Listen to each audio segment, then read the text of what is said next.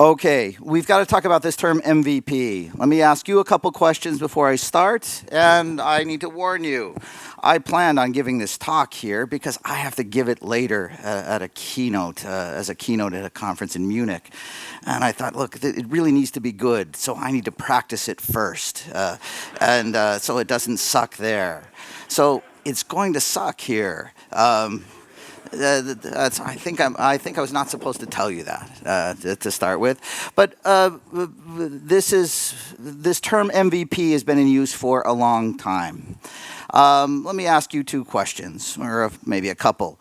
On a scale of 1 to 5, how useful is this term for you at your company? Where 5 is, this is super useful, I'm glad we have this term. 3 is, it's okay, but it causes some confusion. And 1 is, my God, my life is worse because I have this term. On a scale of 1 to 5, how useful is this MVP term for you? 1, 2, 3, give me a number.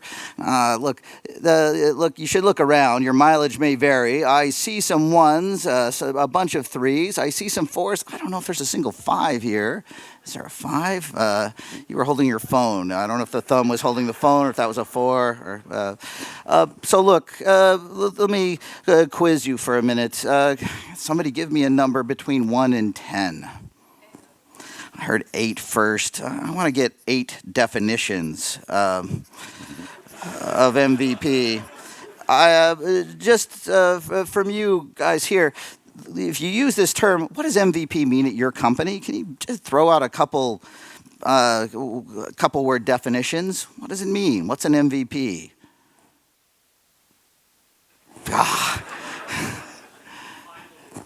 That's but it's the final product. Good.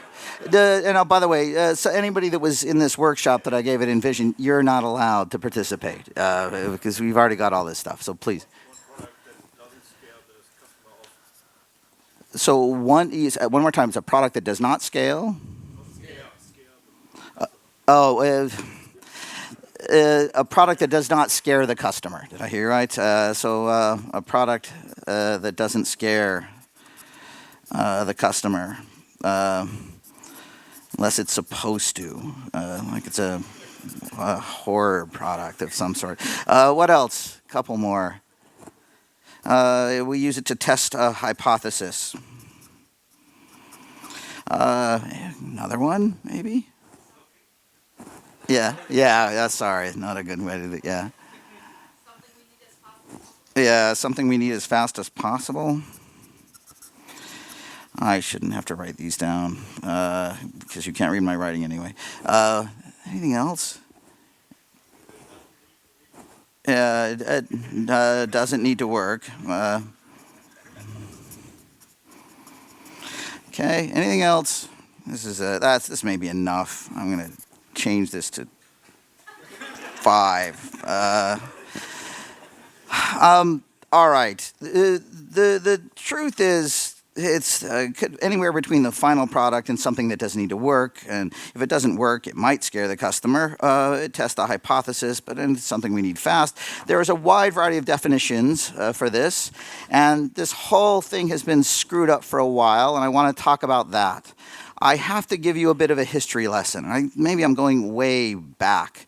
In 1985, I was graduated college, and I worked at a software store. Actually, that is not the software store, and that is not me.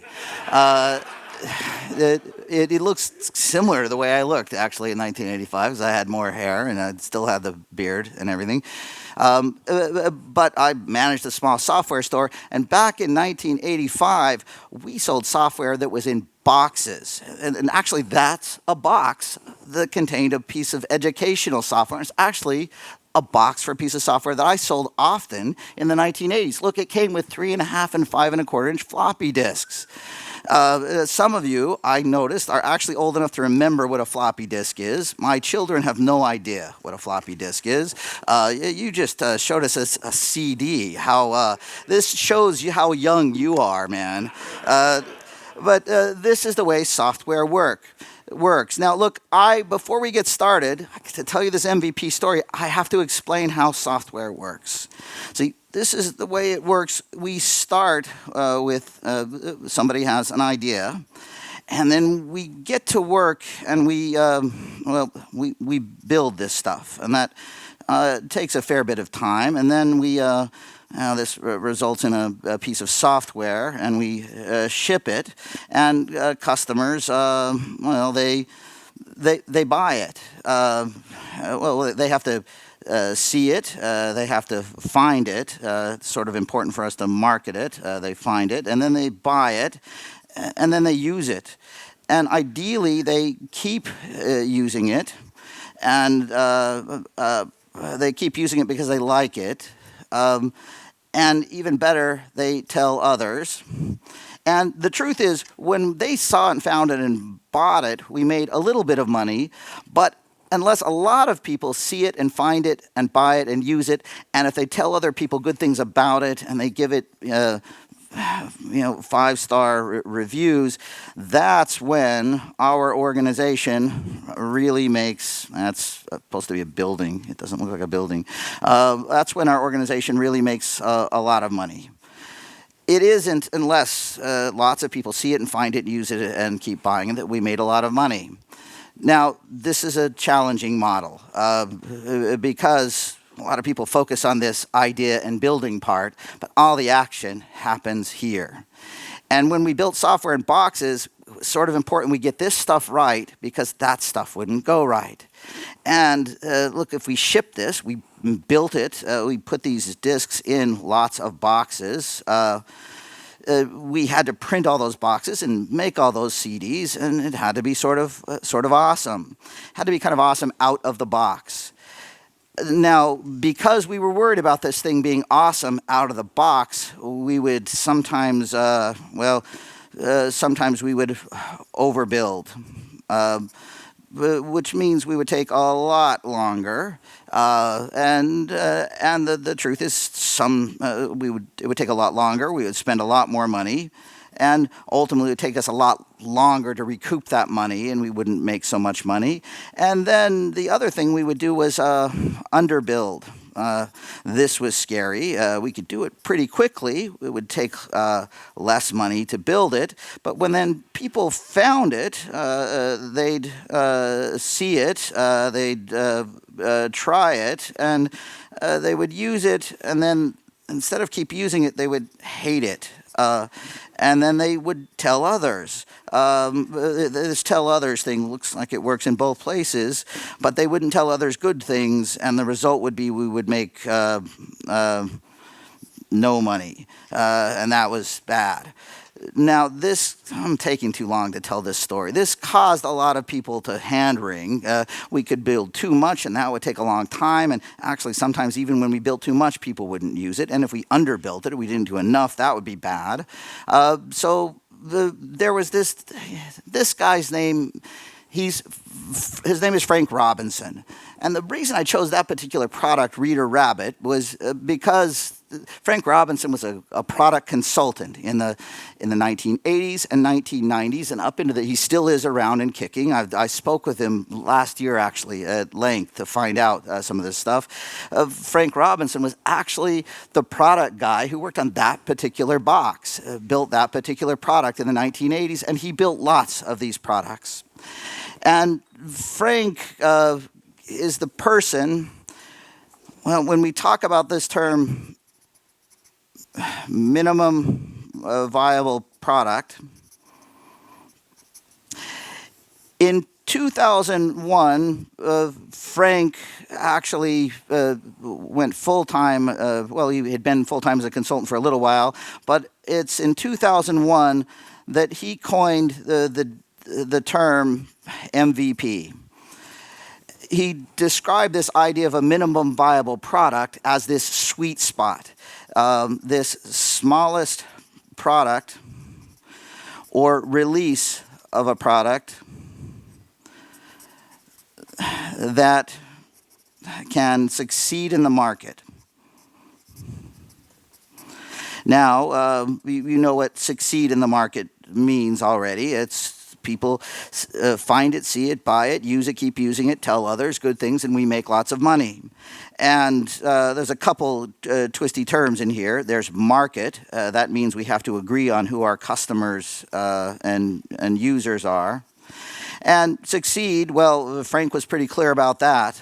He meant ROI, means you make money. You get to the end of this and your company has money. Now, that definition, that definition worked pretty well. Let's see if there's anything else. Actually, look, this is our goal ultimately. I come from an Agile world, and we talk an awful lot about business value. And I got to tell you, when people try it and use it and hate it and tell others that's not value, when people try it and like it and tell others that is value. So I want to talk about value for a second. Look, let's talk about value in terms of if it's high value or if it's awesome. That means we meet that definition. We release it, and it succeeds in the market. I want to do a bit of a poll here. Shoot, normally I do this as a stand-up and sit-down poll, but there's already some people standing, so it's going to mess me up. Hey, how many people here work in companies that sell or make software? Give me some hands. I need some enthusiasm here. If you sell or work on software, how many of you have released something to customers and users? People actually released it, people got it, and people use it, and have done that in the last, let's say, 6 months or so. Give me some hands.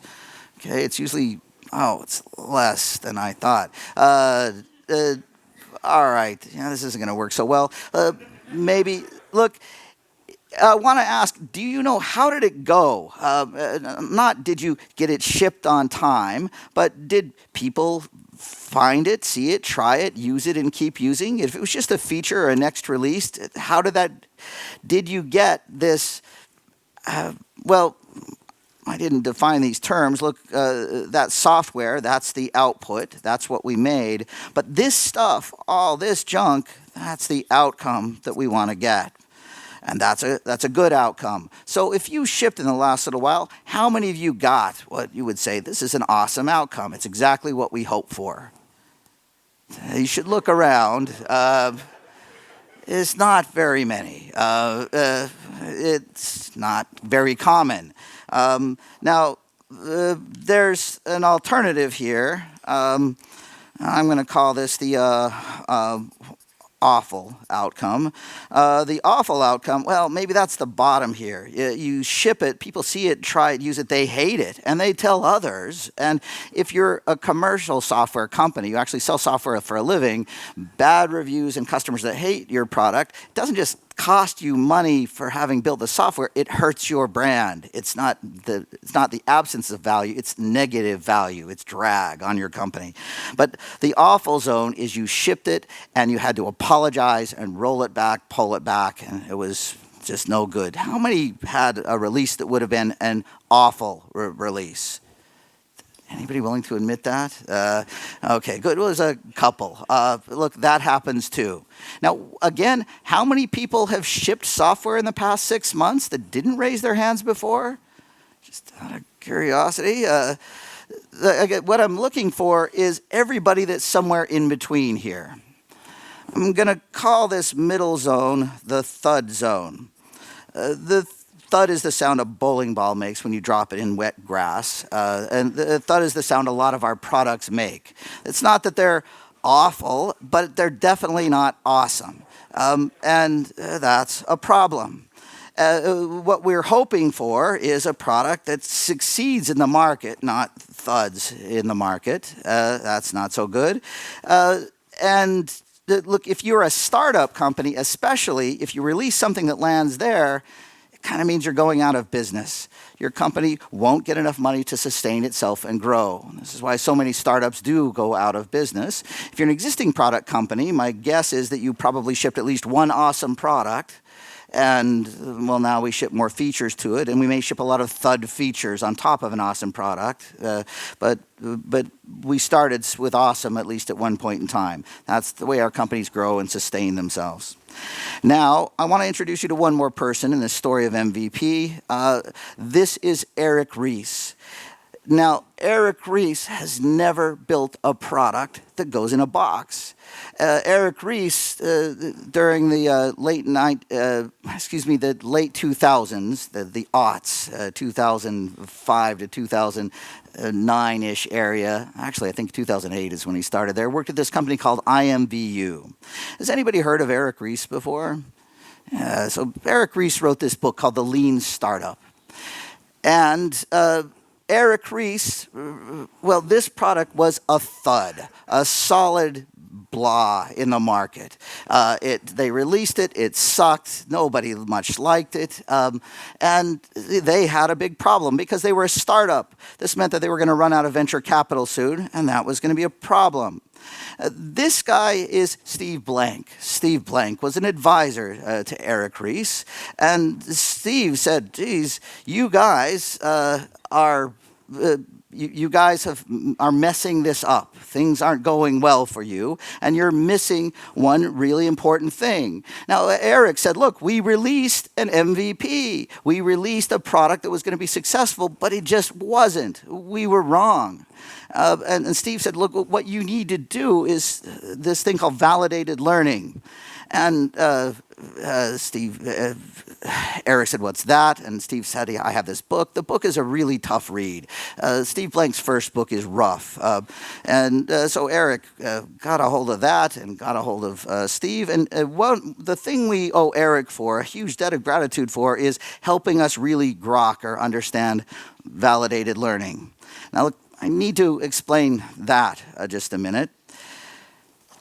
Look, the way validated learning works is you start with, a hypothesis. A hypothesis is, our belief, our bet about what we could build. Baked in this bet is our customer and the problem we're solving for them, and baked into this bet is some solution. And what we do is acknowledge that this is a hypothesis. And what Eric said is, look, we built an MVP, and one of the things that Eric said, the problem with this is we don't know what it is. This smallest product for us was just a guess. It was just a bet. Now, guess and bet don't sound very businessy or sexy, so hypothesis is the word that replaces those. So look, for us, it's just a hypothesis. Now, what's interesting is what Frank Robinson said is the way you figure out what the MVP is by doing lots of validated learning, lots of testing. But Ries didn't understand, or an IMVU, and most people don't. Most people believe that we just guess, we just bet. And so they did. But Steve Blank said, look, the way that this works is you take your hypothesis and you figure out what could go wrong with it. What are your risks? What are your questions? What are the assumptions you're making that if you were wrong will kill your company? Because obviously you've made some. And what is the riskiest? Because if you can figure out the riskiest, or you can decide what the risky is, you can take that risk and turn it into a bit of a question, something you need to answer, and you can figure out a way to test it. And then you can create a test, and then you can put something in front of customers, because a lot of times our assumptions are about these customers and their problems and if they'll like this solution, and we can sort of pay attention to what happens. We could do this face-to-face, we could do this electronically, we could do a lot of different things to test that assumption, and what we're going to get back is data. We're going to take that data and use it to change our beliefs. We're going to change what we believe is true about the problems, what we believe is true about the solutions, and rethink what our risks and questions are. That's the way this validated learning thing works. Now, Eric distilled that into something that's a simple mantra we all know, and that is this build, measure, and learn cycle. Now, the thing, I love Eric because he has helped us so much. He's taken Steve Blank's process and something even that Robinson knew and understood, and most people that have been successful at product know and understand for a lot of years, and made it really consumable. But the thing that Eric sucks at is naming things. Because when people read the word build, they think you mean build software. Not when we create a test here, this test could be a prototype. It could be, well, something really simple. And so build doesn't necessarily mean build software. Measure sounds like it means we're going to collect a lot of data, but it doesn't necessarily mean that. But learn definitely means learn. So we got the validated learning part in there. So build, measure, learn is cool. Now, to add insult to injury, Eric said, look, this lean startup concept is flawed. We need a different definition for lean startup. So in 2011, Ries came up with another definition. He described an MVP as the smallest thing we could do or make to test a product hypothesis. Now, this is a problem. We have the original definition from Robinson, where when he says product, he means product, or a release, the next release of a product. And when he says viable, he means successful. He means ROI. He's pretty clear about that. But then Eric, who kind of struggles at naming things, I'm sorry, Eric, I hope this doesn't go live. Well, I've talked to him before. When Eric said product, he means test. When Eric says viable, he means you learn something. And when you tell somebody who understands English that I'm going to give you a viable product, they may actually think you mean that. But they mean a test that Eric meant a test that lets you learn something. Now, this is a problem because these aren't subtly different definitions, these are polar opposite definitions. And this causes a lot of confusion about what an MVP is. People actually mean it's something that's tangible, something that's shippable, something that's a product.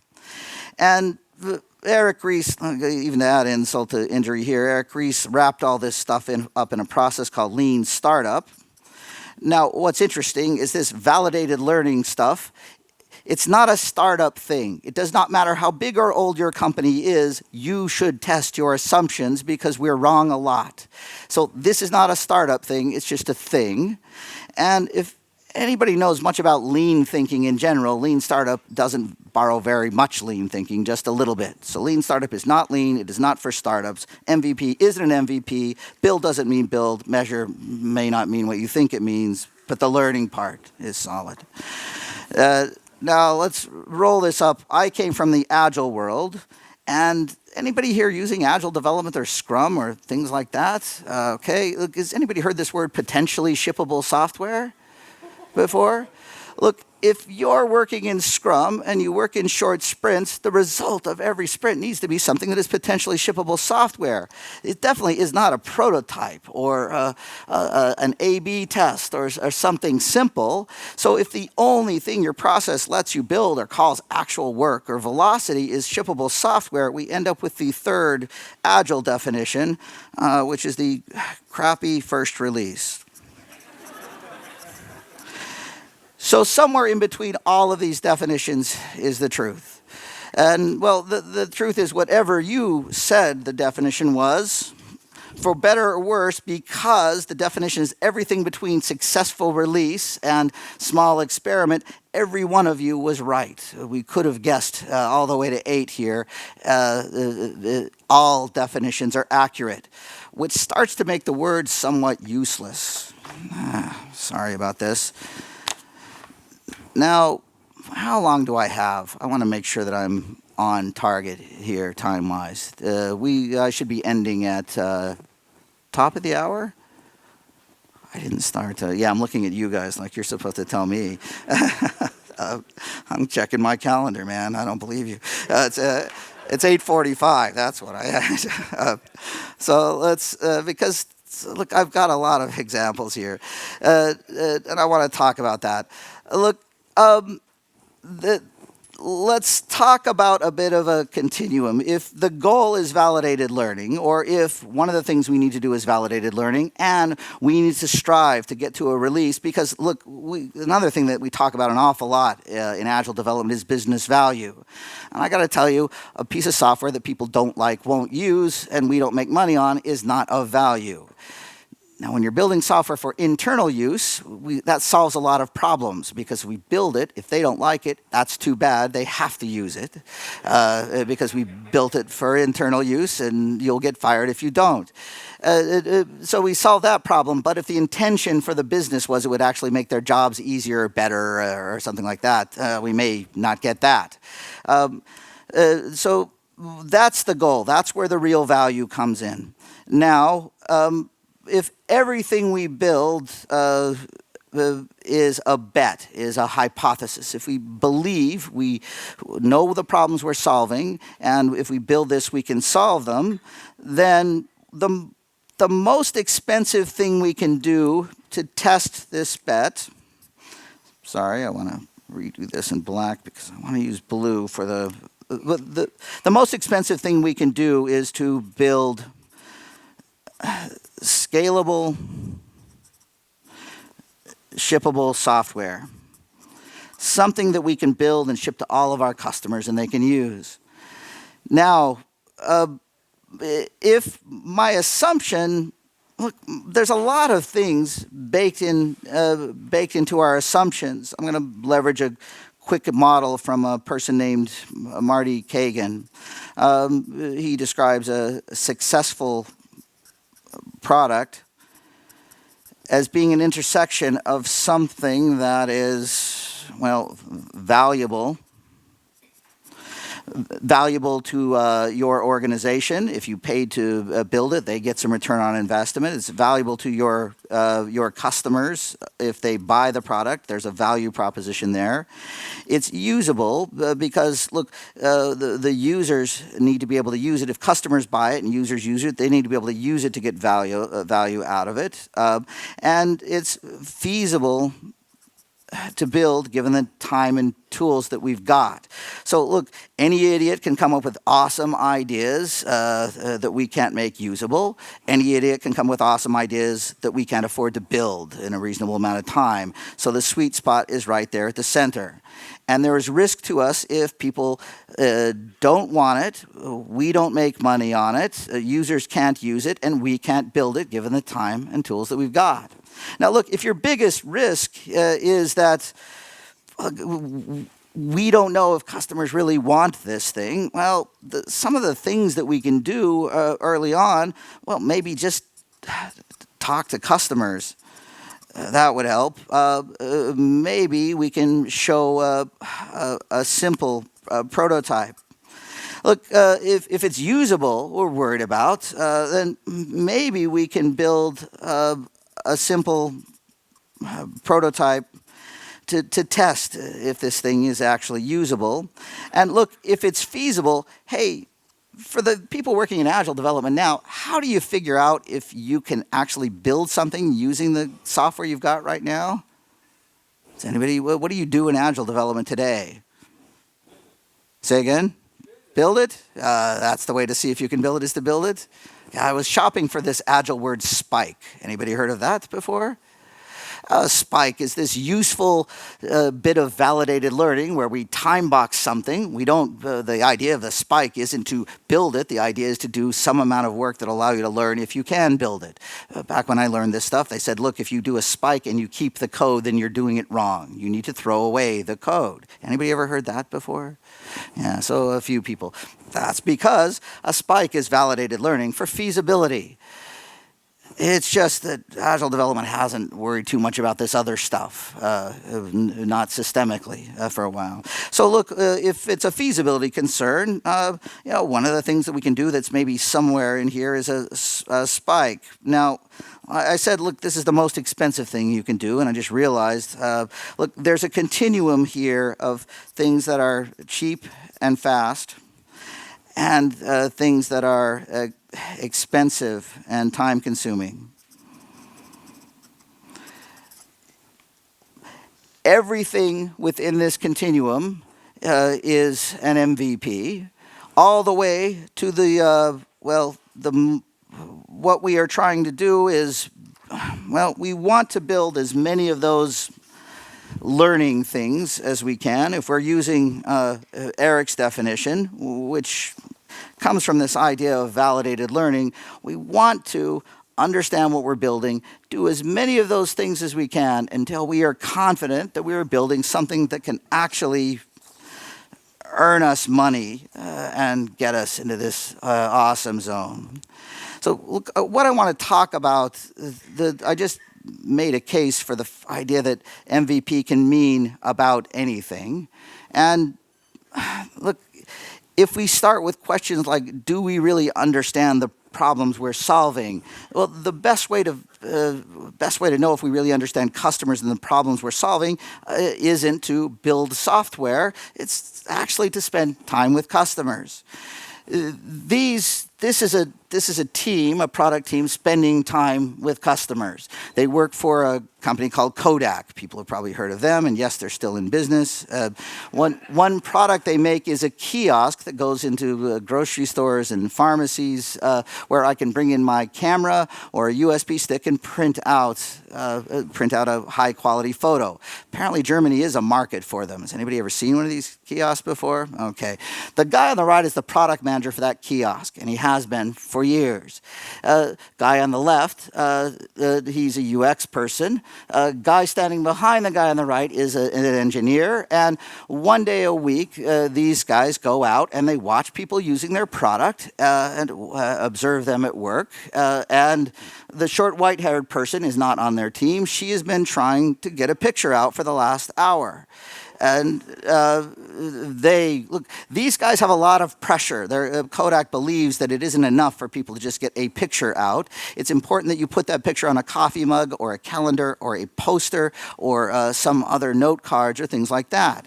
And after going out to make sure that they understand people's problems, they start to realize that their biggest problem is just getting a picture out. Full stop. And by the time you spend an hour just getting a picture out, you definitely do not want it on a coffee mug. And they realize their real problems are something else. It's not that people didn't get enough, it's that people hate getting what they got. These guys, look, the guy on the right is a product manager for portable printers. The guy on the left is from China. He designs portable printers. The guy in the middle will take pictures of you and your family in front of the Gateway Monument in Mumbai for 30 rupees. That's his portable printer. It does not look so portable to me, and these guys need to improve on that. Now, look, we can talk about size and weight and all kinds of specifications, but until you stand around in 30-degree temperatures in Mumbai and take pictures and carry that printer, you just don't know. These guys do that, and they make friends with these guys. Now, look, one of the ways we learn is, that guy works at a bank, and I actually took all those pictures. But this guy was describing his job, and one of the things we do is, instead of saying, tell us your problems, for us to really understand, we say, teach us your job. This is referred to as an apprenticeship style interview. It's instead of, for us to really learn, instead of sitting in a conference room, which we were, and it was getting confusing to us, we said, let's just meet you in the morning when you do this. And we sat down with him and say, look, pretend like we just started here yesterday and teach us how to do your job. From that, we learn a lot of problems that he's not telling us about and a lot of reasons why he's asking for particular solutions, and a lot better solutions than the one he's asking for. If our biggest risk here is we don't really understand the problems we're solving, the way to figure them out is not to build software. Now, this "do people really want it" thing, look, a lot of situations they're asking for it, but the truth is people ask for a lot of things. How many people have bought a product that they now do not use, just out of curiosity? Good, okay, that happens. Or how many, look, that's actually, forget, I didn't want to ask you that question. Look, the important thing, a way you can test to see somebody wants something is not to build it, just to offer it. One of the cheapest ways is something called a 404 test. Let's see if the audio works on this. Is there, what are maybe some of the, if you have like some of the top piece of advice you might give? Things you've learned, or yeah, I've learned. For at least in a web-based, a consumer-facing web-based business, there's nothing like running a little test on the website itself to say what do customers, what do your visitors really want, and the notion of doing a quick test solves umpteen meetings worth of powerful debate and logical arguments. So at TripAdvisor, we've for quite some time done these things called 404 tests, and HTTP 404 error, it's a link, it's broken, it gives you an error. And I'm a fan of, look, you want to test whether consumers want to sign up for a weekly newsletter on ski vacations?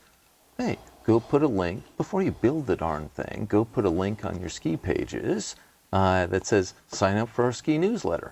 So it's a 404 test because you literally just redirect your 404s to this? No, you put the link, you market it any which way you want on the site, the most compelling call to action, sign up, great ski newsletter. But before you actually spend the energy to design and build the product that you're actually going to deliver, in this case a newsletter, you put it on the site for an hour or a day and you see how many people click it. It goes nowhere. It says broken link to the user. I see. Your log file says how many people clicked on it. Yeah. And the marketing pushback I got when it was first introduced is, how can you do that to your customers? You're putting a broken link on your site deliberately. And I'm like, look, almost all the visitors' site, when they find a broken link, they're going to blame their internet connection, not me. And what's the worst that can happen? 1,000 people or 5,000 people can hit that broken link, and you're pissed off as a marketeer because we've disappointed 1,000 people. I'm high-fiving it all over the place because with a 10-minute test, I found some great usability, some great user feedback that says they want this feature. Or yeah, and you maybe avoided disappointing far more people, right? Obviously in the other direction, if nobody actually clicked on it, then all the debate about whether it's a great idea or not is out the window. We couldn't market it on our own site. If we can't do that, I'm not interested as a feature. People are...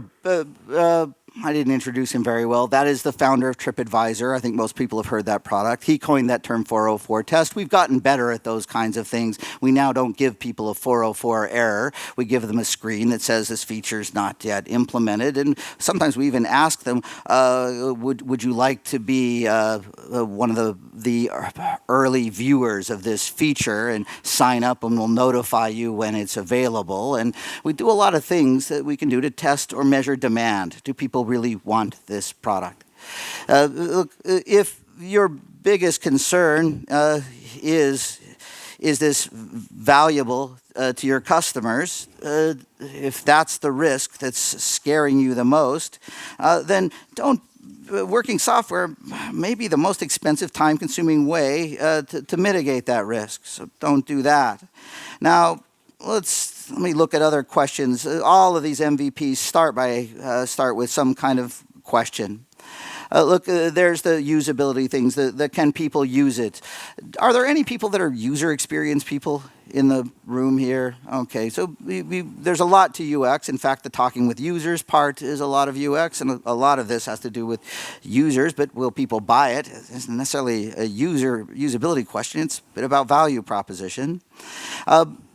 These people this is the lightest weight, the simplest usability test I've got an example of, and it's just a snippet. Now, this is a simple paper prototype, super simple. Now, the person on the left, she's a user. Person on the right, he's a computer. She's got a very sophisticated UI that allows her to do this logical this virtual, this mapping of logical and physical units. And she's got a drag and drop, and watch when she does. Look, that line magically appears on the UI showing her the mapping. And then she's got to map the other one, and that will appear. Come on. I should speed this video up. And then she's just got to save the mapping. But the button is not enabled yet. There, now the button's enabled. Okay. This may seem like trivial stuff, but these people are with HP. They make a product called StorageWorks. And what she's doing is looking at a screen that manages rooms full of disk arrays. This is a messy job, and there's an extremely messy UI with lots of tree structures they choose things from. And they've got lots of ideas on how to fix this, and they can iterate very quickly through those ideas on paper. They can take an afternoon, get somebody who actually knows how to do this job, and sit with her and do the job. Those are sketchy, rough prototypes, but the data in those prototypes are real. Those aren't just blah, blah, blahs in there. Those are the real things that person would see, and since she's done the job, she knows how to do it. Now, if our biggest concern, and for them, they know there's value in it, people already use it, but it is a super tough job these people are doing, and they make a lot of mistakes, and they need a much simpler way to do it. The biggest risk isn't can we build it, their biggest risk is can we figure out a solution that's usable. Now, we already talked about the can we build it risk, and look, a lot of times we don't pay enough attention to this when we talk about lean startup and MVP. Some of the MVPs we make are those spikes. So if you've been doing Agile development for a while and you say, look, we can't predictably, we don't know which technology to use, and that makes us not be able to predictably build this, and that makes this not feasible. A spike, time boxing a spike, is a short way to attack that. Now, look, there's a challenge here.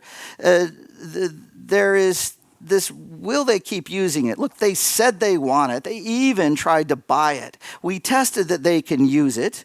And now, look, I asked before, how many of you bought a product that you've tried and don't use anymore? We often try things, but we just don't get the value out of them. We don't keep using it.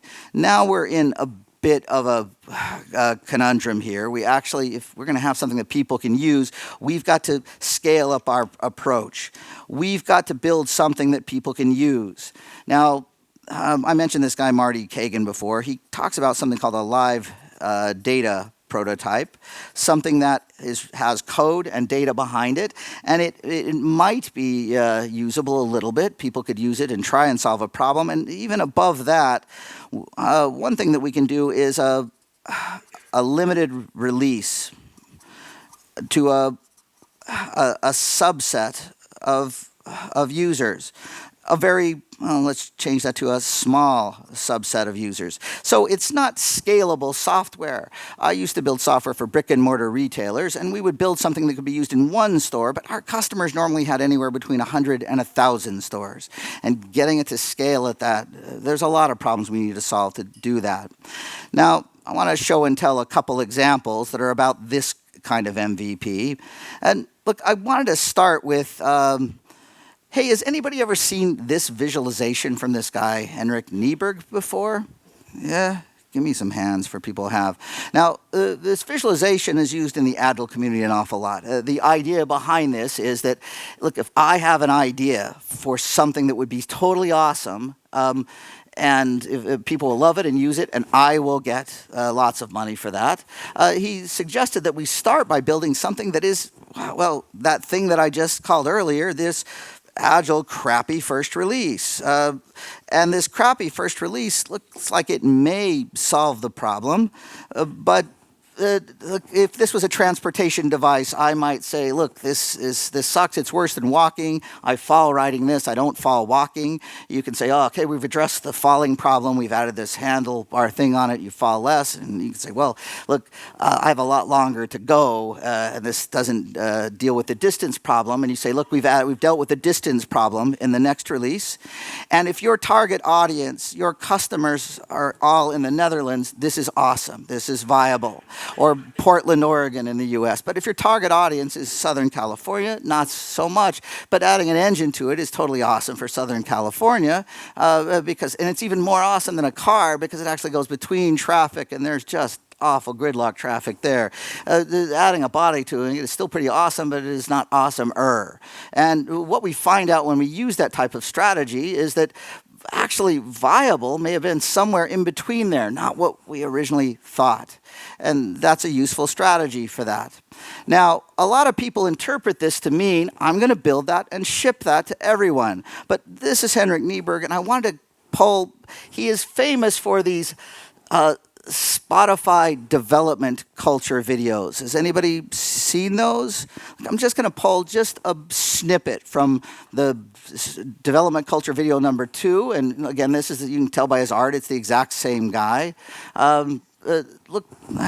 Our product development approach is based on lean startup principles and is summarized by the mantra, think it, build it, ship it, tweak it. The biggest risk is always building the wrong thing. So before deciding to build a new product or major feature, we try to inform ourselves with research. Do people actually want this? Does it solve a real problem for them? Then we define a narrative, kind of like a press release or elevator pitch, showing off the benefits. For example, radio you can save or follow your favorite artist. We also define hypotheses. How will this feature impact user behavior and our core metrics? Will they share more music? Will they log in more often? And we build various prototypes and have people try them out to get a sense of what the feature might feel like and how people react. Once we feel confident this thing is worth building, we go ahead and build an MVP, minimum viable product. Just enough to fulfill the narrative, but far from feature complete. You might call it the minimum lovable product. The next stage of learning happens once we put something into production, so we want to get there as quickly as possible. We release the MVP to just a few % of all users, and use techniques like A/B testing to measure the impact and test our hypotheses. The squad monitors the data and continues tweaking and redeploying until they see the desired impact. Then they gradually roll out to the rest of the world, while taking the time needed to sort out practical stuff like operational issues and scaling. I want to stop it right there, because the important part was we ship it to a small number of people, 1% of people. They watch those metrics and they tweak it, and that they cycle around that many, many times. He didn't say build it, measure, learn. They have this think it, build it, ship it. And I took that picture at Spotify, and somebody had done something to the sign the day that I took it. And that is the sign that is on the wall. So for them, tweak it is that ship it, tweak it, ship it, tweak it, ship it, tweak it. They do that for a long, long time. They're going to get it nailed before they go through that work to scale it up. Because when they're shipping it to 1%, and a lot of times even less than 1%, that's a lot of people. At Spotify, that's maybe hundreds of thousands of people. But when it is scaled up, that's millions of people. That's localized into a bunch of different languages, and the cost of scalable, shippable software at a company at Spotify scale is much, much more than the cost of something that just ships to a small audience in one geographic region. It would be stupid to scale every idea because so many ideas just don't work out. They end up in that awful zone or that thud zone. That's bad. Now, I'll point out a couple things. He talked about researching and prototypes, but about the time they created this this small release to a subset of users, now that's when he started using the term MVP. And everything up until then wasn't. It was research. It was other stuff. Now, what's interesting is that doesn't match Eric Ries's definition. And I got to tell you, MVP is whatever you decide it should mean in your company. And that's what it means at Spotify. It definitely does not mean scalable, shippable software. And you need to decide what it means in your organization. Now, I want to show one more example of this. And then I want to see if I can wrap this up a little bit. One of the things I'm known for is a practice called story mapping. This is a product manager I've worked with for a long time. His name is Jade. Jade works at a U.S. company called Workiva. Workiva builds software for SEC tax filing, and nobody here has probably heard of them, but they have dominant market share. For publicly traded companies in the U.S. that file with the Securities and Exchange Commission, they have 65% market share, meaning most major U.S. companies use their product, and this includes Apple and IBM and most companies like that. And Jade works on one part of the product. It's the engine that validates tax filings and finds errors and presents them to users so that they can correct them. It's this error engine. So it's a critical part of their most critical product. And look, they manage fairly informally. They use Jira, but he echoes things back in sticky notes on the wall. This is his team's task board, and over here is his backlog. These are the features he's working on right now, just the features he's working on right now. Now, Jade uses these Storymap things. A story map lets you, those are two story maps side by side, and the story maps take big things and break them down into small things. How many people here have worked with a story map before? Seen one of these things? So enough, or a few. They're not always big things. Most of the time they're little things like this, but we use these story maps to break things down, and that story map is sliced into multiple releases. And in fact, he slices these things using Nyberg's strategy. Now, what we mean by that is he is shipping a crappy product to his customers, and he knows it.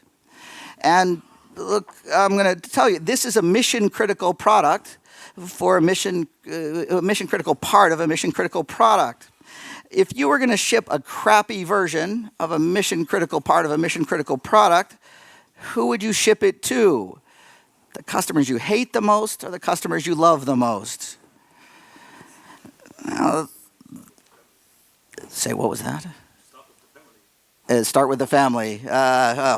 If your family is a publicly traded company in the Fortune 500 company, that would be super valid for Jade, but it isn't. Now, I'm going to draw a quick picture. This is what gets called the crossing the chasm curve sometimes, where we look at the number of customers or users or people that adopt your product over time. And it starts and grows and then diminishes as you reach market saturation over time. In the middle is the majority. On the left side, we have what's called the early majority. The right side is the late majority. This tab here is what everybody knows as the early adopters. If we are going to make money on our product, if we're actually going to get return on investment, we cannot just ship a product that early adopters love. We need to ship a product that everybody wants, everybody in our market. But if we're going to test the product, well, early adopters are the friendly people that help us test. If you tell somebody about a cool product idea and they say, that sounds awesome, who else is using it? That is not an early adopter. Early adopters don't ask who else is using it. In fact, if you tell an early adopter, this product is a little jankety, it kind of sucks a little bit. No, actually, you wouldn't say that. You would say, it's an early version of the product. It's a little rough. They say, that's okay. I'd love to try it. I'd love to be in on helping to improve this product. Early adopters are, the reason there's a hole in this, by the way, is a lot of products never cross. They fall here and they make this thud sound when they hit, because that's where they go. Now, this group of customers, they fit this early adopter profile, which means they're a little less risk adverse. But oftentimes we do talk about friends and family, and that's good. But friends and family will try your stuff because they're your friends and they're your family. But we want friends, but they need to be people with the problem we're solving. And the reason is, and they need to be motivated to solve it, motivated enough to use software that's a little bit rough, because we need to release it to them, they need to use it, and we need to learn from that release. Now, that's what Jade does.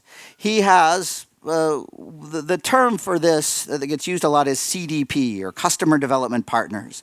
And it's the CFO's office in big companies that buy their product, but there are CFOs that fit that early adopter profile. That are willing to try. If Jade tells them, we have this new stuff that tries to find newer, different errors, and we want people to try this out, they say, yeah, we'll try that, because they know they're not going to mess up their tax filing. They'll protect them there, but they're willing to try new stuff. Jade, on that left side feature, he shipped the top release. And there are those two bright green stories there he's added because he's talked to customers, they've used it, and he's learned that it needs to change a little bit. Now there's a feature on the right side. Remember, there's two features here, and there's the tops and there's the stories below it. The feature on the right-hand side, he's planning on 3 releases. The first release gives him just enough that those early adopters can start to use it. It's rough. The second release adds a little bit more, but just like that other second release, he expects he's going to have to add some more based upon what he learned, and he's planning on a third release, but he has no idea at all what's going to be in it. He is just not confident he can nail it in 2 releases. He thinks it's going to take him 3. Because this is a mission-critical part of a mission-critical product, it would be crazy for them to release it to everybody until he had nailed it. The mantra that comes from people who do this stuff, well, what they're focusing on is a release, but it is not a release to earn money. It is not about ROI. This is a release to learn. And we do these iteratively because we want to nail it. We want to nail it before we scale it. Because even for them, scaling it costs a lot of money. That would pull them, way to the right of this. So let's see if I can wrap this up in the last couple minutes I've got here. We've got this continuum, and there's a vertical axis to this. This vertical axis, it's a lot about your confidence. If you're really confident that we're going to be successful, we're going to make money, you'd be higher on this axis. Or it's a bit about risk. If the risk is really low, if we release this, is it going to hurt our company in any way? And the risk is really low. Sometimes we talk about the evidence that we have. We've got a lot of evidence. But I like thinking of everything we do as a bet. And I'll ask you, look, you're about to release something. Our company, if I roll all the way back here, people need to find it, see it, buy it, use it, keep using it, and tell others about it, and we will make money. How confident are you that that's going to happen? And look, let's make this a bet. Would you bet me lunch that that's right? Would you bet me a day's pay that you're right? Would you bet me your car that you're right? Would you bet me your house that you're right? Would you bet me your retirement savings that you're right? Because our company is about to spend the equivalent of your retirement savings on building this. Now, if you can ask somebody that question and they say, well, look, I might be willing to bet you lunch that it's going to work, but I'm not sure about a day's pay. But there are stories in your next sprint, and you are building potentially shippable software, that kind of your lunch confidence, but building shippable software, this is the stupid zone. This is stupid and expensive. Now, some companies, there's a new flavor of analysis paralysis where we talk to lots of customers, we build lots of prototypes, we do tons of usability testing to prove that the most egregious errors are actually really problems, and anybody could see they're terrible problems, but we're still going to go through this rigorous process. But anybody I would bet you my house that if we make this change, people are going to be happier than they are now, and it's going to make a big impact. That puts you up here, and that's stupid also. But it's just wasting time. At least we're not putting a whole team to work building it. When we think about all these possible things that are all MVPs, the safe zone starts to fall right up the middle. The safe zone is where we scale what we do, with our confidence. And the more we learn and the more confident we get, the more we're willing to invest. Companies like Spotify, companies like Workiva, I've got other examples, are not willing to invest in scalable, shippable software until they have some set of customers using it. That would be foolish. That would be stupid. So they don't. Now, ultimately, you need to ship something that will allow you to earn money. And well, there's a couple flaws here. Don't confuse building software to earn money with building software to learn. We build a lot of software with the intention of learning, and where I see a lot of companies go horribly wrong is they build first crappy releases and ship them to everybody. And well, the business, you called it, you said, well, it's just an MVP. And they heard the words viable product because it's what you said. And they thought it was, and they thought they would make money. But no, you meant it was just enough to learn something. And if they knew you were going to release this to everybody to learn something, they would have told you, that's crazy, that's stupid. Look, don't do this. Don't overspend to learn. Don't build shippable software when it's not appropriate. And make sure you get it right before you do ship shippable software. If there's one lesson from this MVP thing, is we've made our thinking much, much more sophisticated about the way we decide what to ship and when, and the way we decide what to build. I'm supposed to end at 8:45, according to this, and it's 8:48. That's 3 minutes over, which is on time for software development. That's all I have to say, and I'm here we got time for questions. Thanks very much for this. So.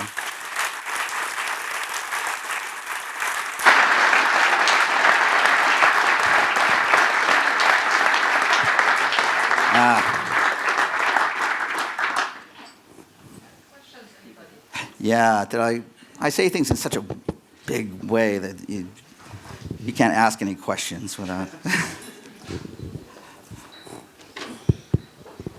Sibylle, hier nimmt. Okay, das werfe ich nicht. Oder doch? Does it work? Okay. So would you suggest just abandoning the phrase or the word MVP? So where's the value in the word now that it's overused and everyone uses it differently? I don't know anymore. I can't decide whether I want to abandon it or not. I'm super because companies like Spotify use it to mean we've learned enough that we're confident enough to release something to a small subset of users. So that's our MVP. It's the thing that we will use to learn. And that seems, of definitions, that seems to be the most common. It's just that some people still think it means something we can ship to everybody, and that's a problem. There's a company I work with in Denmark called Trustpilot. If anybody's heard that company, and the word is banned inside of Trustpilot. It's not allowed because of this confusion. People don't know what you mean. People that they hire come in from the outside, and they use it to mean anything, because it could be anything along this continuum. I really should have a recommendation. When I teach, I do my best to avoid it. I talk about smallest successful release and next best test. That next best test is pretty wide. It gives you everything on the bottom of that continuum. But it's easy to say our next best test would be to release something to a subset of users. It's dumb to say our next best test is to release something to everyone. Smallest successful release and next best test are my favorite terms. I'm glad you asked that. I actually do have a favorite set of terms. Yeah, please, right here. And if you can. What about the inventor's dilemma, becoming blind for the product? What would you say? Or fall too much in love with a product or with a prototype on the opposite side? Yeah. There's I think the Innovators Dilemma, what you pointed out. Now, the Innovators Dilemma can point to two things. You fall into this, I can't spell dilemma. I think that's not right. That's not how you spell dilemma. Let's test it first. Hold on. If I do that, then it's okay. Now, the Innovators Dilemma is if you start listening to your customers so much, you keep fixing all their problems, you become blind to other bigger opportunities that are out there. There's that. But there is this huge problem of bias where we fall in love with our own inventions. There is a mantra that comes from people who do this, and that is, can't spell that, is design like you're right. I'm not done with the mantra, actually. Design like you're right. What that means is be optimistic, be confident, but then there's a follow-on, but it's test like you're wrong.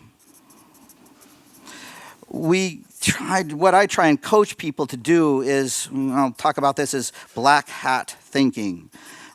We want to put on our black hats, and when we're designing, when we're making decisions, we be optimistic as we can. But when it comes time to come up with this list of risks and questions and assumptions, sometimes it helps to have somebody that isn't in love with your idea come up with it.